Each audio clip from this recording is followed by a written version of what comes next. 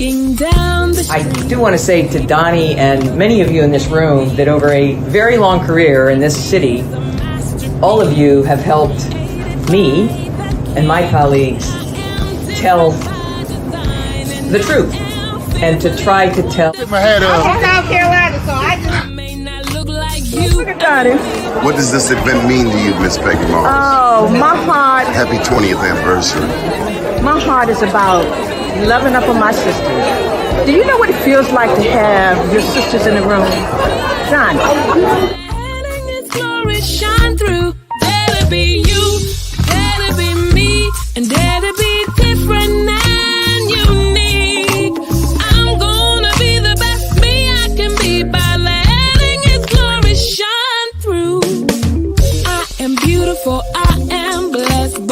Just what you see in the flesh. The doctor lived next door to the janitor looked to the reverend and the lawyer.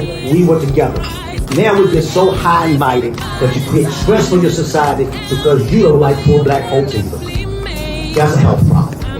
Get yourself together so I can stop being taking care of geriatric people and get back to pediatrics. I thank you, Donnie, for all you've done. Let's keep doing it for all the more.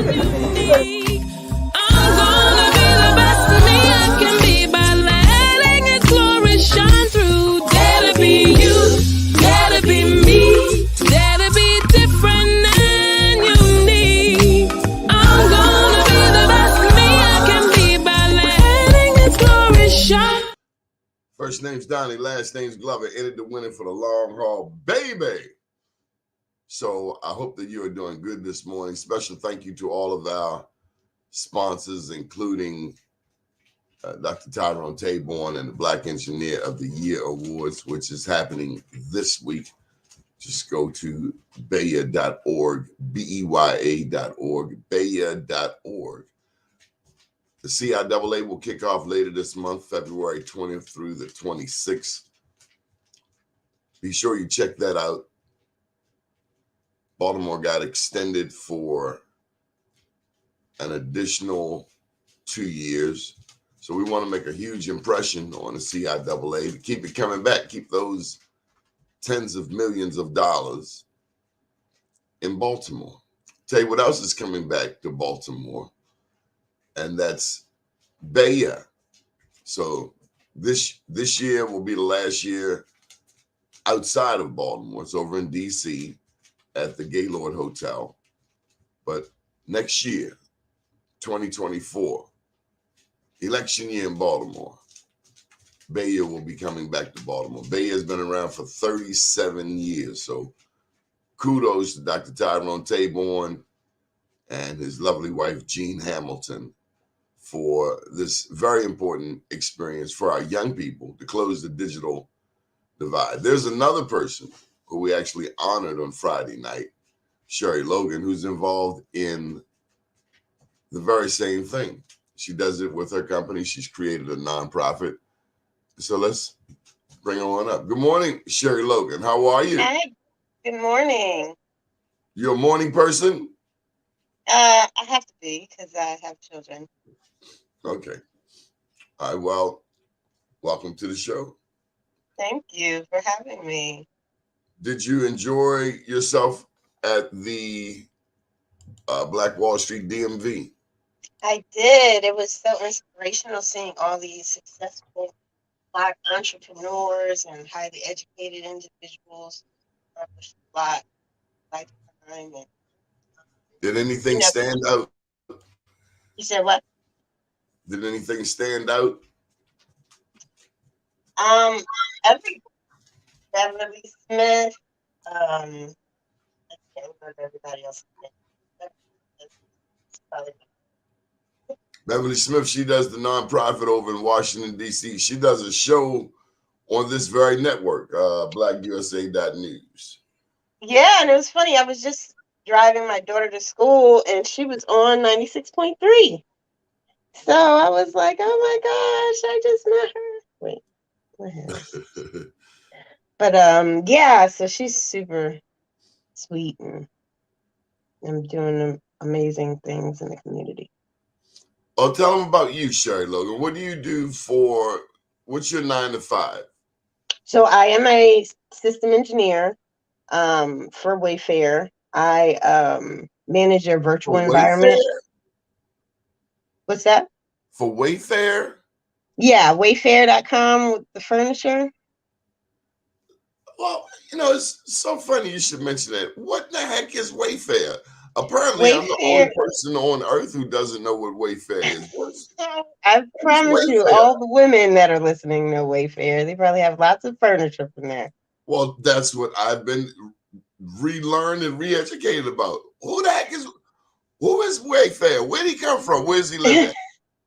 So Wayfair is an online retailer that sells furniture, similar to like Overstock, kind of Amazon, but Amazon sells everything. Wayfair just sells mainly furniture.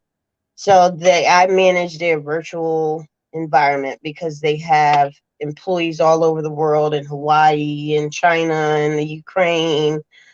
So I pretty much manage the server that all of the remote employees all over the world use to work from, take calls, take orders, resolve issues. So I'm a Citrix system engineer, and we have a bunch of different projects that we work on, updating applications, updating servers, publishing new images, things like that. So prior to Wayfair, I worked for Department of Defense for a long time. And I did the same thing. I was a VDI system engineer. And in my career, I found how the money was run, how these contracts were written, and how a lot of people, specifically Black people, were not knowledgeable as to how you were getting paid. And if you started your own business, how you could make more money. And so I started picking people's brains who were like contracting officers or other business owners, and how everything was run on the back end. And then I also would come across a lot of young individuals who thought you had to be super duper smart to get into the IT field. So I've been helping people get jobs for like 10 plus years. So then I was like, man, I wish I could start something that pretty much showed people how to get into IT, get them certified, help them get jobs, because I have jobs left and right. Uh, but I have to turn them down because I can't work 10 jobs. And so that's where my vision for my nonprofit came, to kind of teach individuals how to get certified and get into the IT field, because sometimes it's kind of hard because you don't have experience, but you want to obtain it. So my program does remote training in the evenings geared towards, working adults. So you can learn how to get certified. And once I get you certified in Security Plus and AWS Cloud, because AWS is more puts you in the position to get remote jobs. So once I get you those certifications, then we can get you working.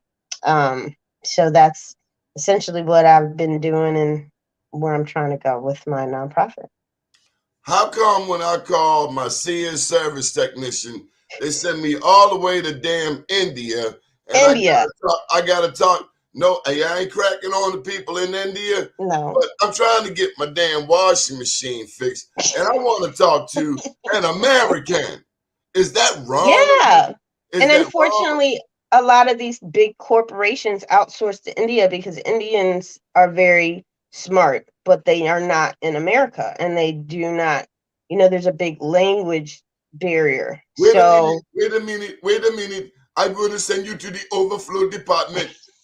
I'm going to send you to I don't want to go to overflow department. I've been to the overflow department. No, security, supervisor, 911. Okay, I will send you to the overflow department. My brother in Islamabad. And I'm like, right. Damn, man. So all those jobs are in India, but they need to be here in the Black community. They need to be here. Okay. So that is my vision. Because unfortunately, that you call, it says press 1 for English, and then thank you very much for calling AT&T, and you can't understand what they're saying. What's your name? Huh? DBD. What is your name? DBD. they'll say press English for one, push one for English, but you don't get an English speaking person. I am So I also pro-American. I will not back down. Pro-American. right, Sears service repair parts sucks. Do not get the warranty. You're better off trying to fix it yourself or YouTube. right. So yeah, that was another part of my inspiration to start this nonprofit, because there are so many jobs that are with immigrants that no, and I love immigrants. I love Indians. I love Mexicans. I love all kinds of people. I'm mixed with a million things. Um, but I heard at the the end of the city. day, I heard the we need city of that DC. money in the Black community, not in another country. I heard the city of DC. Their What's that? IT, Washington D.C. Their IT department for the city is in India. Yeah, I mean, I live in I was at Maryland, so I was at an HBCU. The IT department was run by an Indian guy. And I'm not knocking him. I'm just saying, whoa, pimp, y'all ain't the only ones that can work a computer. My people can work the computer too. Okay, right. so you got a question on here. Tell them the name of your nonprofit. Is it 501c3? Yes, it's called Access Point. Access Point. Is there a website we need to put up? There is. It's called myaccesspoint.org. Okay, so tell us more. Myaccesspoint.org. So it is fairly new, and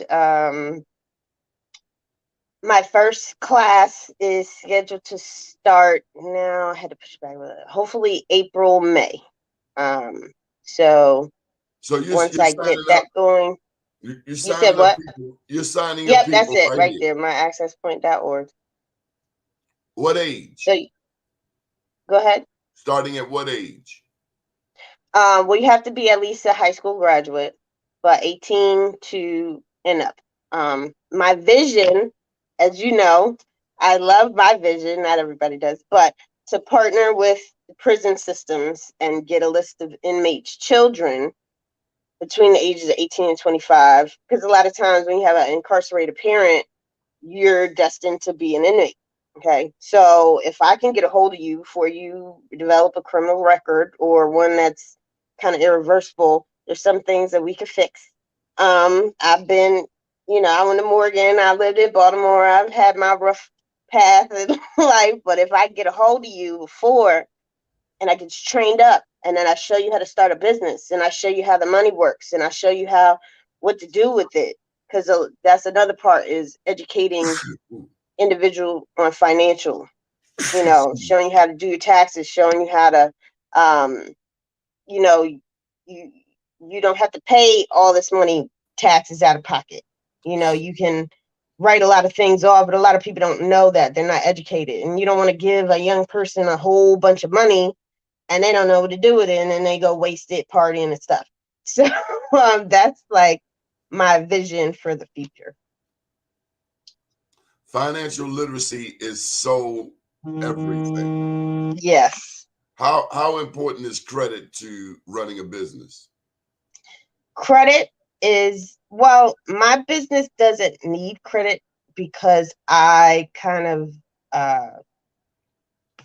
I don't like taking out loans. But credit in life is very important. Unfortunately, this world runs off of you being in debt. But if you always want to use other people's money, not your own, and if you have bad credit, I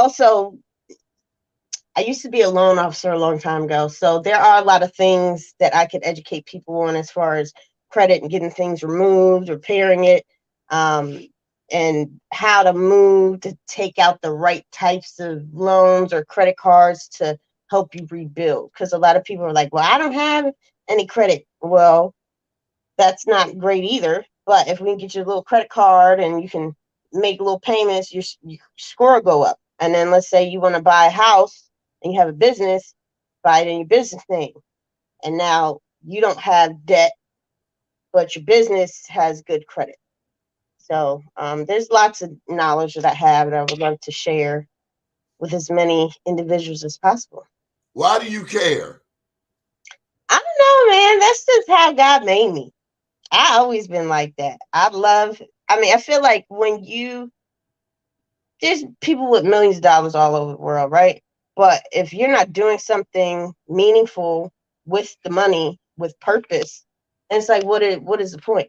If you're not trying to make a difference in somebody else's life or help other people, what is your life purpose? Just to be self-centered and do do a bunch of nothing? You could travel the world and do all these things, but what are you doing to help other people and spread the knowledge? You mentioned that if one's parent is an inmate, it is quite likely that one will be an inmate. So Yes. I'm going to flip the script on you. I am a UK. I don't know if you've ever heard of an undertaker's kid, but I grew Okay. up in the funeral industry. So I'm Mm. going to ask you, Mm-hmm. with you being an entrepreneur, is that added pressure on your children to be an entrepreneur too? Do they like, Well, Mommy, I don't want to go to the meeting. I want to go play. yes. So when my daughters, because one is 15 in high school and the other is getting ready to turn 12 in middle school, um, I don't want to pressure my children, but I want to encourage them and give them as many options, right? So I definitely try and encourage them to do anything in IT, but my oldest loves art. And I'm like, okay, Angel, you like art. What what do you want to think as terms as you go to school and go to college to get a job. So if you major in art, what job is that gonna get you? Not knocking the artist. Artist is wonderful, but maybe we could flip it into graphic design. Maybe we could, you know, do something on Pinterest or whatever. You could create an app that creates art. There's lots of You ways could, we could spin it. you could create an So NFT. what's that? You could create an NFT, non-fungible token, a Bitcoin. Right, right. I Yeah, mean, so I don't I, pressure them. I want them to inherit my businesses and run them because mama don't want to work forever, right? But at the same time, I don't want to like make them feel forced that they have to do what mom did. But if what you want to do, you get older and you find ain't making you no money, come back to mama and I'm gonna show you how to get it.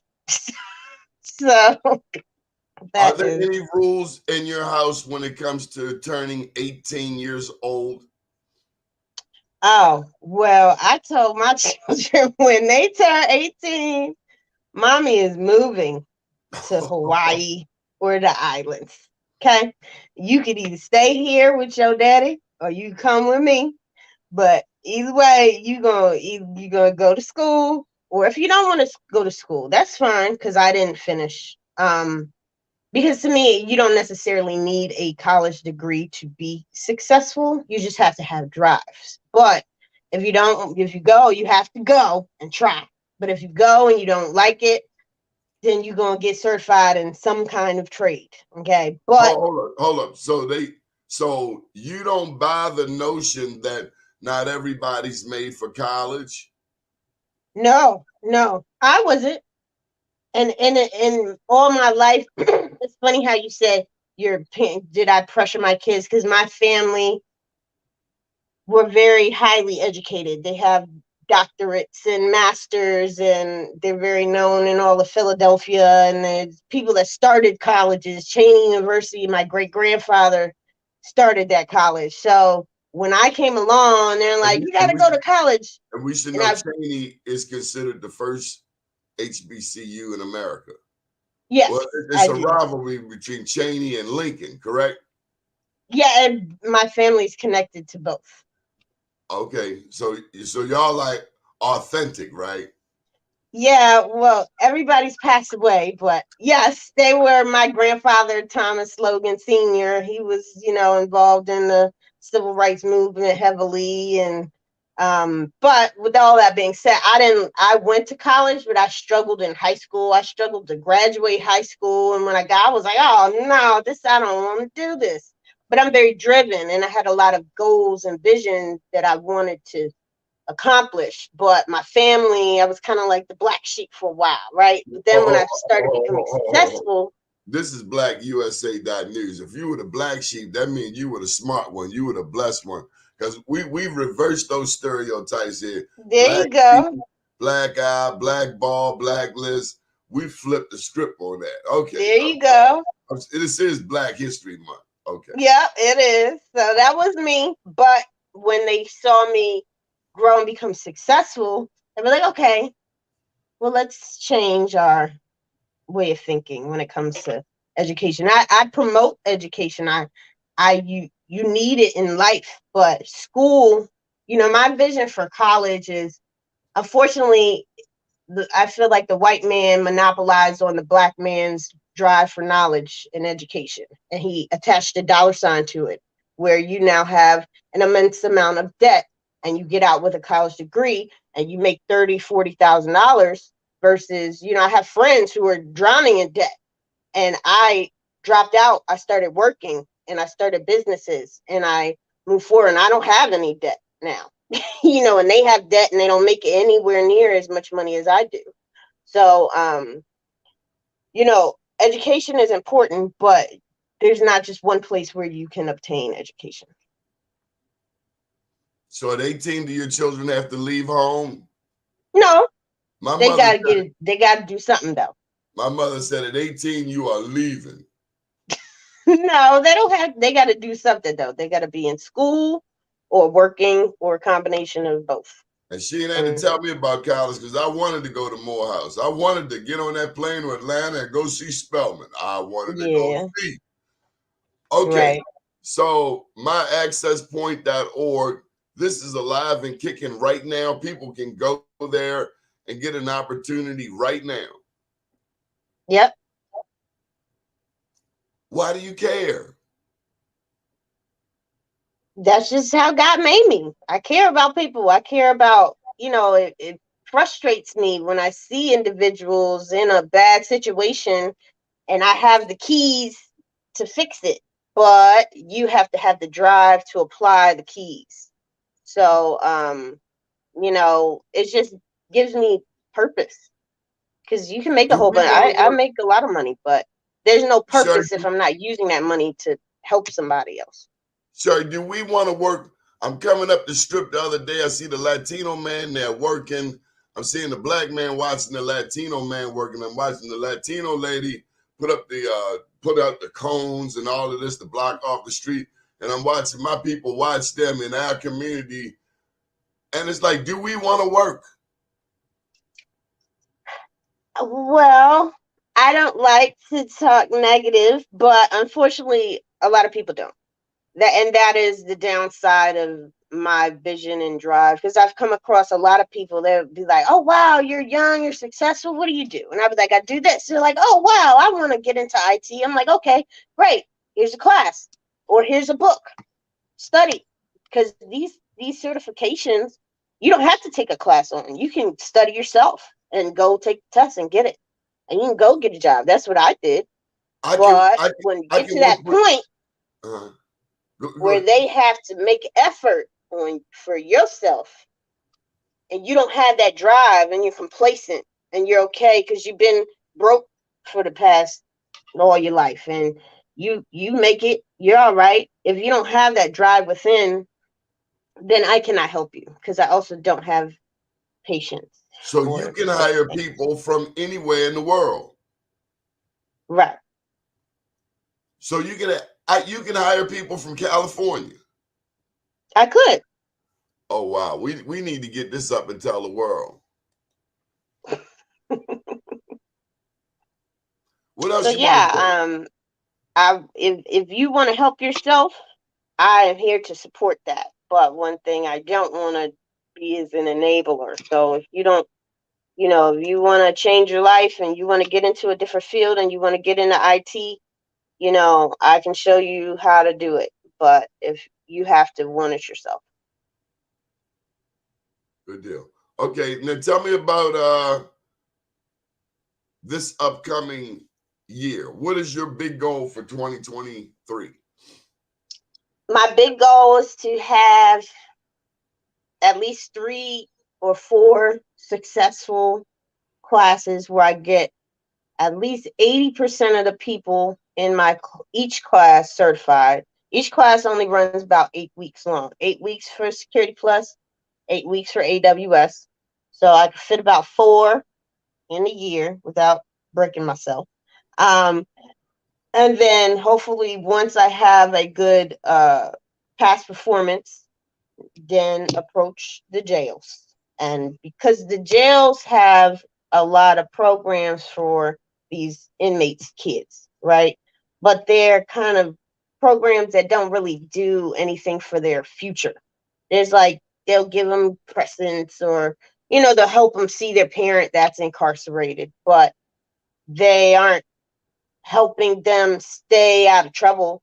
They aren't helping them learn how to start a business, So my program, I feel like if I could just get somebody's ear, they would be like, yes, we're on board. So then we send information out to whoever's taking care of these kids, or they're about to graduate high school, and maybe hopefully by the end of the year, possibly go to a few high schools to kind of, I guess, recruit in a way to let them know about your options.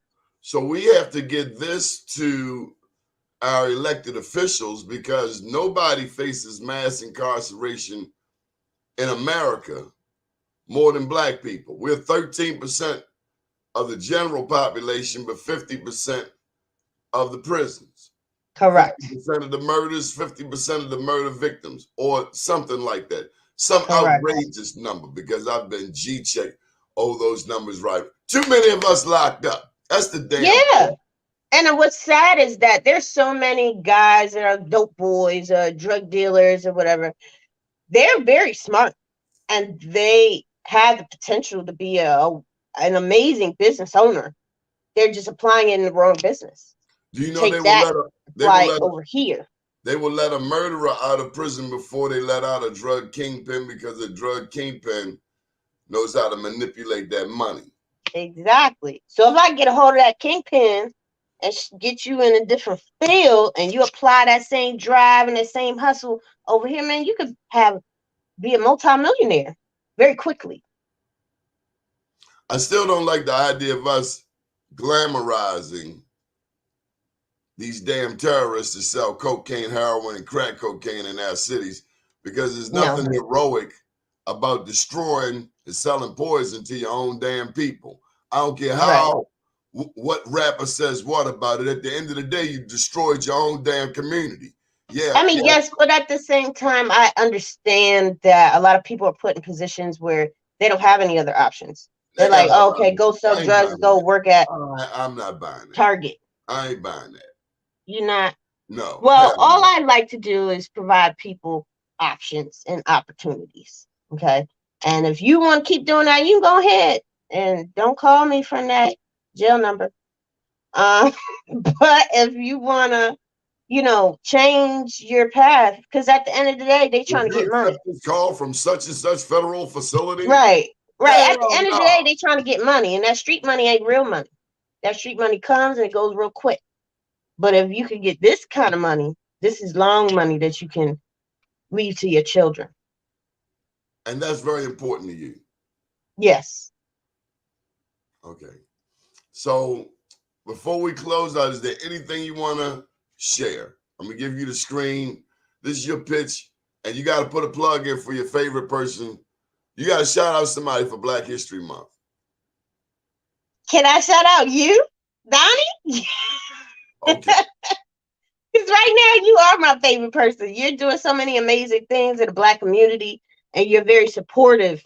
And unfortunately, the Black community, people that have become successful, they kind of have the crab in the barrel mentality. They don't want to share the knowledge, but they want your resources. But you give it freely, and you're very supportive. So for me, I would support Donnie Glover as my Black History Month. If I could give an award, I would give it to you.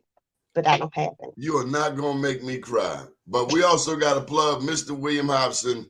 That's our mutual friend, Mr. William Hobson. Yes, Mr. William Hobson, because he's another man. He's very quiet. He's in the background, but he has been like one of my main mentors that helped me get into the IT field, helped me learn about government contracting, helped me learn about starting a business and how the money works.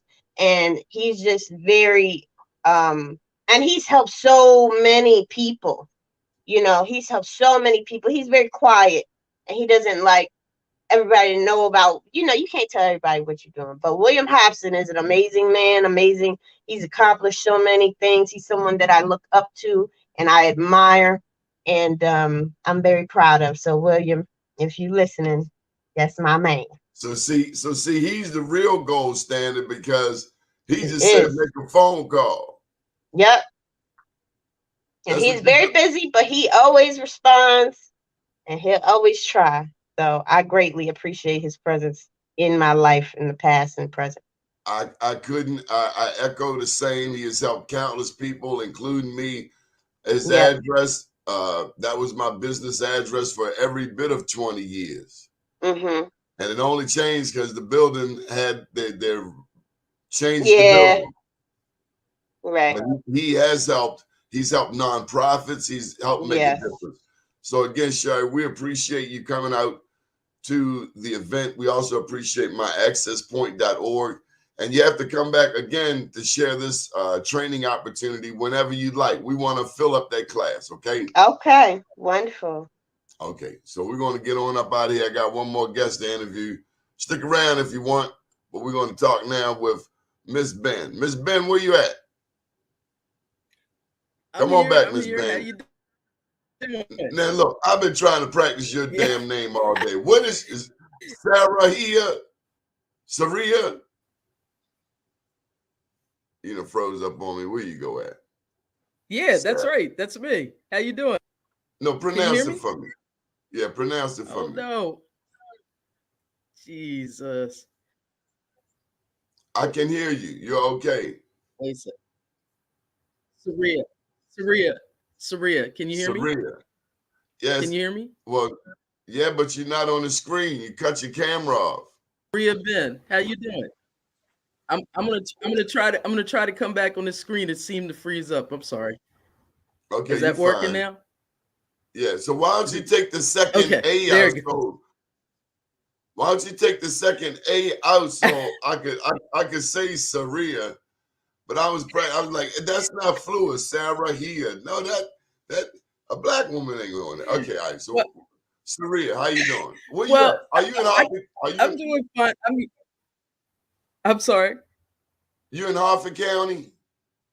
Yes, I am in Hartford County. Oh Lord, yes. Oh my God, I was in Hartford County. What's up with Hartford County?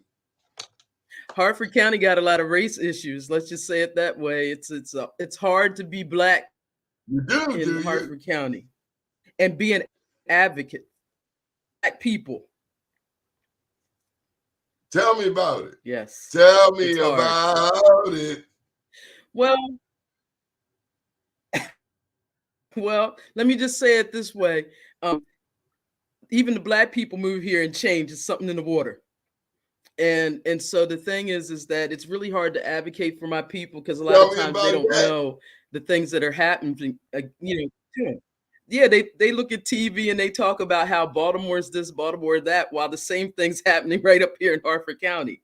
And I mean the same thing. We're talking about the environmental impacts, the lack of access to resources to start businesses, low paying jobs, lack of access to healthcare. I mean, just anything you could think of is the same thing as in Baltimore. Even more crime is here in the black areas to a certain extent, and still they act like you'll hear them. And I mean, they don't want to hear this, but I'm gonna say it. They'll still be like, "But we're not Baltimore." I always think it's really kind of crazy, personally.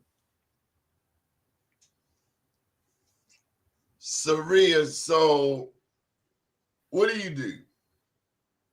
Well, I'm actually a nonprofit head. I head the APSCA, which is Sickle Cell Association, as well as the Policy Foundation of Maryland. And so, the Policy Foundation of Maryland is a grassroots organization, and what we do is we advocate for state and county level legislation and policies that impact marginalized communities and veteran affairs. And it could be anything from labor environmental policy to criminal justice reform policy. We literally consult, write, and advocate for this policy on the state level. And we've been doing it for the last 2-3 years.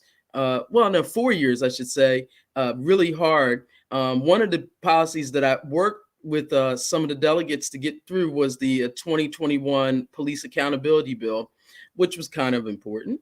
We still got a lot more work to go, by the way.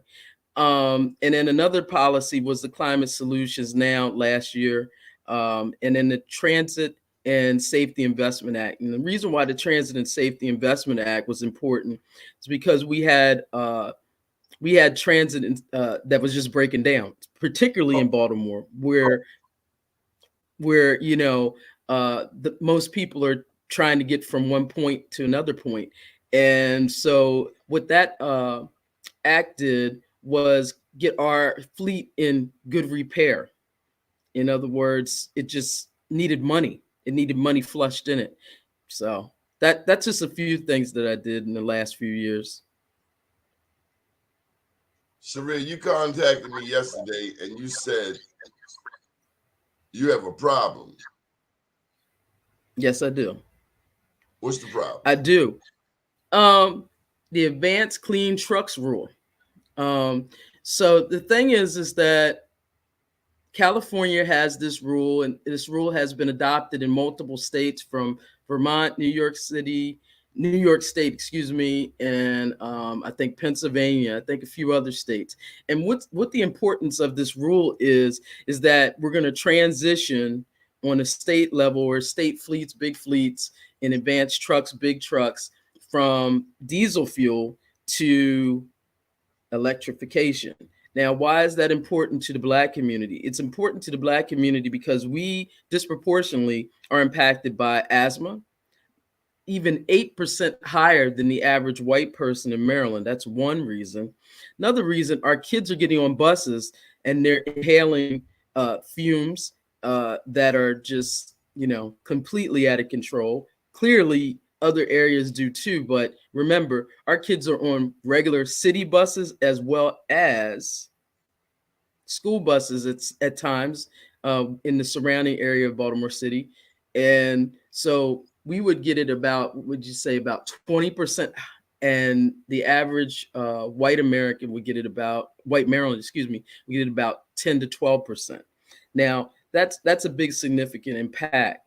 Another reason why it's important to adopt this rule and get support behind it is that small businesses in general could have financial opportunity, in my opinion. And it's something that really people haven't really looked at. There's construction opportunities. There's the electrician and labor portion, like in the unions, where they're going to have to train to move to this green economy, where a lot of these jobs are going to be 6-figure jobs just to be a part in it. Also, just thinking of school buses, I don't think Black people have ever thought that we could own school bus companies and work and get contracts from our local. Well, a lot of us, let me just say it this way, in Harford County don't think of that. Let me just speak in terms of Harford County, because maybe that's just something that in Harford County people don't see as true. So you're right. And so in owning a fleet of that, the state would reimburse, I believe, 30 to 40%. You've been knowing me all these years, at least via the computer. You never once said, Donnie, why don't you bring the Black Wall Street to Harford County? And I would have told you, I'll think about it. I'd have told you, do you have a Black venue? Because I ain't going to no honky-tonk place. Yeehaw. Let me tell you something. I'm from Baltimore City. The first damn yeehaw, I'm out of there. I'm just letting you know. Yeehaw! All right. And that's the end of Black Wall Street. We'll see you next time, same channel. Thanks, Dottie. Thanks for the opportunity. I'm going to invite you to Hartford County. I'm not joking. Well, When do you want to come? Security guard. I'm bringing my security. Is Sheriff Jesse Bain still around? No, Sheriff, he's retired. You know, it's Gaylor now. Well, I want to bring Sheriff Jesse Bain out of retirement. If you bring me to Hartford County, I need Sheriff Jesse Bain as my escort. Okay, and I might need to got you. I may need to bring A. Dwight Pettit back up there to Hartford County because I hear he has roots up there. He does have roots. He has roots in Perryman Peninsula. Yeah, he does. And yeah, he really does. And the funny thing is that he has a connection to my family too, which is kind of funny because I'm related to like 17, 20 families or whatever. So yeah, it's kind of funny. Yeah, he does. I'm not related to him. How did black people get in Hartford County anyway? Did y'all like escape one day? Like, we're going to Hartford County. Yeah, we're going to Hartford County. I mean, what is it about Hartford County? I'll just say on my yeehaw I hear, I'm out of there. I'm telling you. I hear you. Well, around for everybody. Ring. Well, I'll say on my father's side he's not from this area. We're from New York, but on my mother's side, they were born in Havre de Grace. No. Actually, believe it or not, my great grandfather, he came from the Caribbean, and he ended up on a whole lot of space in Havre de Grace. We don't anymore, but I mean, when I say a whole lot of space, he owned so much so that he was able to spend like in the early 1800s or the late 1700s, excuse me. I think it was like $8,000 or $9,000 to bring his wife from the Caribbean, which was unheard of for most black people to be able to afford. So yeah, it was pretty interesting stuff. So that's how my mom's family got there. Look, we got to start changing this narrative. It's unheard of because they hid a lot of information from us. But I'm not surprised by anything about our history that's been hidden from us, because that was never to the benefit of those trying to keep their foot on our necks. If you're trying to hold somebody else down, you're not going to tell them about their greatness. And that's right. We, the descendants of many of those who were oppressed, it is incumbent upon us to go back and look up who our people were, what they did accomplish. Because the person who has or tried to put their foot on their neck is not going to tell you come from greatness, from kings, from queens. That is not their job. That is correct. Which is why I know a lot about my family. I know a lot of, my cousin wrote a book on my family. I see it. I know. To remind us that wherever there was somebody trying to put their foot on their necks, there was somebody like Zumbi in Brazil who took his damn spear and was going to put it in him. He was going to put it all the way in him. Come messing with my people. Messing with my women. That's right. We know if anybody's going to be a slave, it ain't going to be me. It's going to be you. And let me tell you, but Donnie, it's like that right now in Hartford County. A lot of the black people up here do have those kind of attitudes, and so it's a process of re-educating themselves. Because I do know where I come from. Every corner I turn on is my family's history. Like my great cousin is named after a bridge out here. He has a historical park and everything, and so everywhere I turn, I cannot avoid who I am. But a lot of the people that are in this area, sometimes I think they just don't put two and two together. And you sometimes have to remind them. So, I agree with you 100%. Whatever happened to Marianne Lasanti? Oh, nothing good. I mean, basically all she did was lose her seat, but the party did nothing. The party, all they did was pretend like they did something and did nothing. And let her run. She called PG County the nigger district. She sure did. But guess what? You think that's bad. Right. But you think that's bad. Kathy Zalega, who's still part of a delegate part in Hartford County and part in Baltimore County, called the Speaker of House of Delegates a bitch this past summer. And she's out speaking she on wouldn't Fox have said News that like to it ain't Joan nothing. Carter Conway, because Joan Carter Conway would have whipped her ass up and down that floor. I What did agree. Adrian do? I What agree. did Adrian do? Adrian did nothing. She didn't even Sheila respond, Dixon which with a was funny to me. sidekick. Sheila Dixon with a sidekick Kathy Shalega up and down the damn You ain't Annapolis lying. Circle. You ain't Yeah, lying. see, bullies know who to mess with because She would have Adrian put is it in even. meek. Adrian is meek and mild mannered. Yeah, but they got some black women out there with a timed up force. It been the last time she ever uttered that word in her mouth. You ain't lying. Because I'll be honest with you, a couple people were like, what you gonna do? I said, well, if Adrian isn't gonna take up for herself, it isn't my job to take up for her. But I tell you right now, last time I saw Zelega, and she doesn't really know me that well, I told her straight up. I said, you better be careful how you talk to this black one. I said, I know you guys think that you could get slick, but don't mess with this one, okay? Just be careful. Be careful about how you talk, because I think that they still think it's the slave era where they could say anything to us.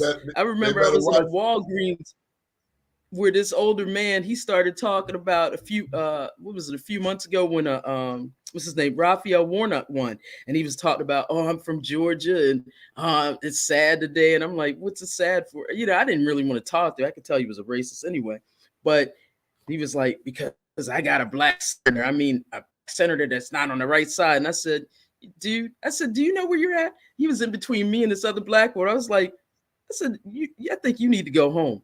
And he was like, he said, why? I said, because you might not make it home. And I wasn't joking. I wasn't joking, because I don't think, what do these people think? They're going to sit up here and say this kind of crazy stuff? And we provide legal services on behalf of Murphy, Falcone, and Murphy, and also Robert the Shields. Those are both two black attorneys. And if you should need them, they are right here in our advertising bars. Big ups to Billy Murphy Jr. and Robert the Shield. If you need it, there you go. Murphy, Falcone, and Murphy. Murphy, Falcone, and Murphy. That's right, Sarahia. But I'm going to tell you something. I wasn't worried one way or the other. Nobody was going to miss that man anyway if something happened. Let me just say it that way. And only people who are not. I'm originally from New York. Shoot, from New York City. From New York City. I was born in Long Island, Hempstead, which was at that time called Prison Row. But I grew up part of my life in New York City, in Harlem. Why do they call it Prison Row? Well, because it was the state prison was there. It was a big state prison there. Yeah. Long Island had all the beauty that you could have. Once again, Donnie, you have. Yep. Do you know this guy, Irvin Reed? No, I don't. Well, you need to go look him up, Sarahia. Irvin Bernard Reed. He managed the campaign for the first black county executive in Prince George's County. His name was Wayne Curry. I've read the book on that, by the way. I don't know if that book was written. That exists. But if it don't mention Irvin Reed, you got to get some other books. Probably, you know what it is? It probably did, but I read this book like a couple years ago, and I've read several other books since then. Okay. I'm gonna have to reach out to Mr. Irvin Reed so I can get some more tuition from him. Because I'm always in the business of learning. Is the grassroots steering committee still in Hartford County? Which one are you talking about? I can't remember the young lady's name, but a whole daggone family was involved in it. It's a I black don't think so, because and they did a lot of political activities in Hartford County. That's where the only thing that's going on here politically for black people is the Democratic Central Committee, and they don't care about black people. Let me just say it that way. The Democratic, we had an African-American Democratic club up here, but my friend Chap, he passed a couple years ago.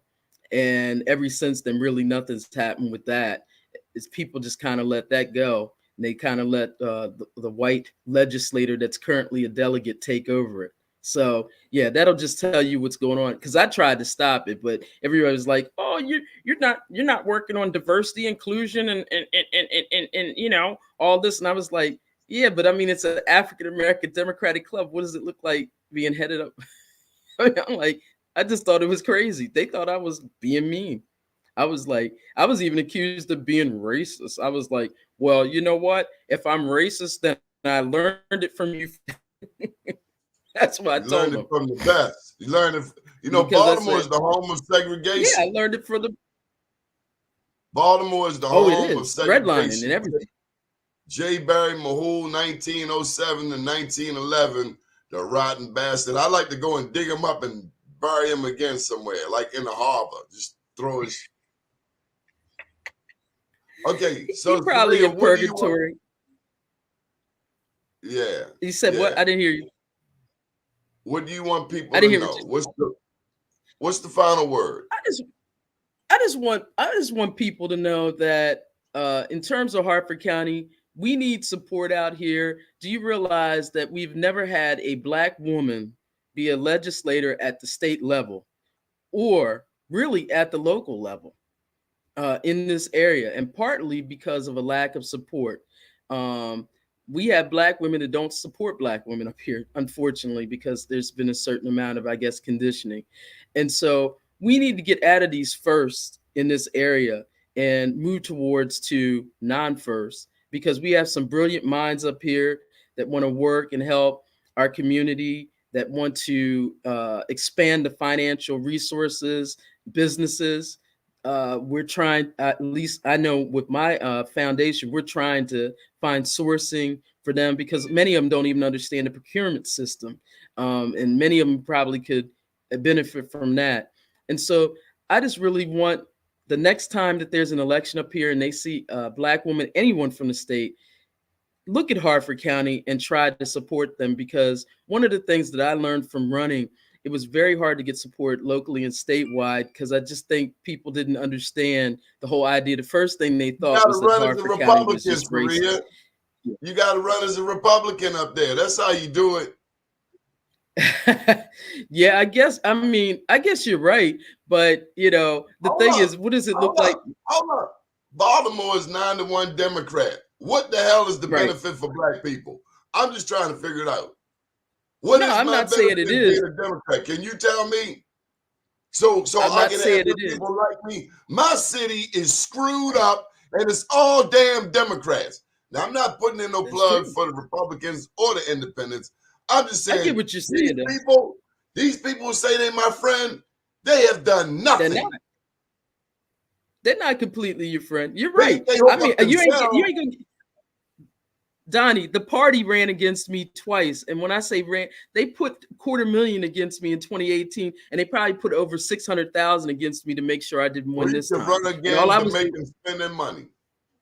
yeah, But you know, the thing is that I don't have any great love for some of the decisions that they're doing either. The main problem with running as a Republican up here is whether I could get through the primary, and that would be my main problem. That would be my main issue.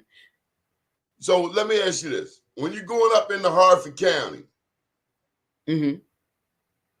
if you go to the left, Mm-hmm. who lives to the left off of 24? Well, if you get up there to 24, you make that left. Who's going to the left? Well, if you go to the left, that's Falston. You got South Bel Air, going up to Northern Bel Air. So you know, if you're going up to the left, huh? Mostly upwardly mobile. They got money. I mean, to be honest with you, the district that I live in, which is 34A and 34, has the most money. I mean, they take every resource at it. We got the most hotels and everything. So if you go up there to 24, is that to the left? Yes, it is. But understand, even though they have maybe bigger houses, they don't have the most resources. They're able to live the way that they live because they steal from my district because of a lack of representation. I'm just telling you something that you need to know. My district Yeah, there are people that are making almost six figures in my district, but don't benefit from living in my district. I can just tell you. And I know that that's not really a lot now because of inflation. But when you think of six figures in our district and everything's higher, but six figures up in Falston will take you and get you a mansion, you know, you can live a different life. I'm just saying. I'm just putting it out there. They got some big houses up there. They are. And that's a lot of generational wealth too, by the way. But they got tall trees and too many yeehaws. I'm playing with that yeehaw. The first damn yeehaw I hear. We're down here. You gotta already know. Sundown. You gotta come to my district. You gotta come to my district. I got a place. It's specifically for you, Black-owned business, good friend of mine. And what's the name of it? We gonna have. It's called James and Joe Cafe. It's in Abingdon, and it's owned by my friends Dante and Alicia Pope. And so we could go there. There's a couple places we could go, but that's the one I would select going to because I actually eat there and like it. And you promise ain't nobody gonna come out, ain't nobody coming out at nighttime with the hoods and the burning crosses and stuff, right? No. Oh, that's Cecil County. No, guess what? They did try to do that, but we've cured them of that issue. Okay, way to go, Black people. Stand tall. Stand tall. No, not all Black people. Not all Black people. Some Black people. I just say that we did because I can tell you that my dad and I definitely dealt with some of them before. Black power. So tell me about the crime. We can't let you go. I ain't Mackenzie Frost, so you ain't got to worry about that. But Black people will bust a cap up there in Harford County. What's going on with the crime? They will bust a cap a little bit, but I'll be honest with you, it's not as much busted caps. It's a lot more jackings and stealing and, what I call lower to mid crime. It's not the kind of crime that it's not all about murders and killing each other, although it does happen. But believe it or not, white on white crime is a little bit higher here. Get the hell out of here. Let me tell you, they're arresting them left and right. You should see the blotter. Have you ever looked at the sheriff's department's blotter? Like they got like a little joke because Jeff Gaylor, who by the way I know, they decided to make it out of a comedy. So they got these wanted posters and they make comedy. They were like, it's his birthday. Do you want to give him a birthday surprise? Turn him in and just, whatever they could say. It's just like, it's really bad. I'll tell you what, really when they killed that sheriff up there in Harford County, there was two Harford County sheriffs that got shot. This is about 4 years ago. A white man shot him. In Abingdon. A white man shot him. Yeah. And they never put his picture on the news. They never put his picture on the news. Never. Around the same time, down in PG County, the Ford brothers had a little shootout. Their pictures immediately went on TV. But that white man that shot a few sheriffs in Harford County, his picture never, ever went on the news. And I'm like, hold up. He just killed one of your own and you ain't saying nothing. Killed two of your own. I know. And guess what? That's the current sheriff. That's the current sheriff. That's a coward. And guess what? There's no media up here that would actually put it out or be willing to put it out without permission. I'll come up there, but I got to bring Black Stevie and the boys with me because I need some security. That's all right. I hear you, but I'll protect you. I'm telling you, we're down here. Hey, Donnie, I'll protect you because I am a gun-toting, gun-carrying legally woman, and I believe in. I don't play that because, at the end of the day, everybody want to talk about less guns. No, this country is never going to get rid of it. It's in the Constitution. So as long as it's in the Constitution, Miss Benn will be owning guns. There's a new sheriff in town. That's guns and butt. You should run for office, and I'm going to do your commercial. There's a new sheriff in town named Sarahia Benn. I know. I actually have somebody who can run for it. He's way more qualified than I am. So I think I'd stay for that for me. Bring him I know. I will talk to him. Because I tried to get him to run in 22. He was just too scared. I was just like, he was like, I'm not ready. I'm like, you're ready? I'm like, you need to run. Like, that's what I mean. People are scared of stuff. They don't want to do stuff. So I'm gonna try. So we're gonna bring people on, and so we can We, learn a little we bit more about Harford County. we need a show from Harford County. We need a show on this Okay. network once a week from Harford County. Can you help me facilitate Okay. that? I surely will. Absolutely. Because Because I I can tell got you about friends that live Harford up there, County. but I worry about y'all. Do they got churches up there? Yes, they do. And even those are hoodwinks sometimes too. Do they play gospel music, or is it like, Yes, they do. Guess what? oh, No, they play gospel music because I'm known as the bass player in the church because I used to go around to each church and be the first call bass player. So yeah, they do really play gospel music in some of these churches. Some of them they don't, but really they do. And some of them they shout. Yes. because I've been to some Presbyterian churches. Oh, stand up, sit down. Oh, stand up, sit down. Praise the Lord, sister. We're going to get up out of here, Sarahia Benn. How can people Okay. get in touch with you, Sarahia? Well, you can email me actually with my first and last name at gmail.com or the Policy Foundation of Maryland at gmail.com. I'm all over. You can Google me. I mean, I'm not that hard to find. I'm on Facebook. I'm on Twitter. On Twitter, I am SBen for Maryland.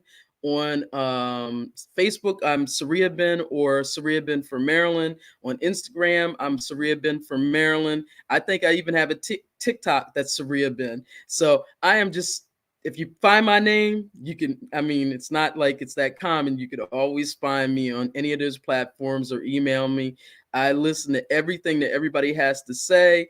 And I'm always looking to work with people to help policies that help the Black community, because we are now we are part of the 54% coalition, as I call it, which is multiply marginalized people for the first time in history in Maryland.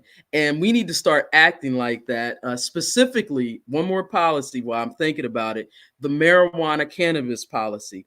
If we don't find a way this time to get in on this recreational business for marijuana and cannabis, we are going to pay dearly in terms of finances in our community because it's legal. It's not going to go back. We don't need to say hallelujah and say no, whatever. We need to actually go and find ways and advocate to these legislators because they're trying to put it through secretly. By the way, that was what Kathy Zalega was talking about on Fox News yesterday. You know, a broken clock is right twice a day. And she was actually right in that interview, but she's normally not right. And so they're trying to push through this policy under secrecy and not really let everybody know what's going in it. And so we need to advocate to make sure we're getting our hands into that business, because that business is going to be multi-billions. And when I say multi-billions, multi-billions, can you imagine that kind of money coming to our community? And what kind of ways we can build up our community and send down generational wealth. You know, you want to talk about reparations?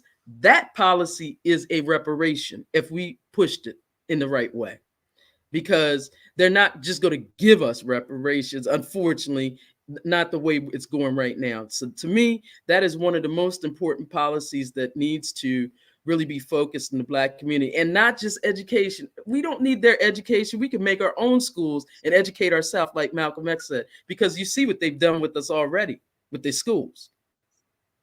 I'm just trying to say. So we're going to get up out of here. I don't know. I think you got some preachers in your lineage and some lawyers too. But we're going to bring you back, and we need to get a show coming live out of Harford County. Okay. Okay. All right, Donnie. We'll talk about it. Well, it was great being on your show, and everybody, thank you. Take care. Good morning, world.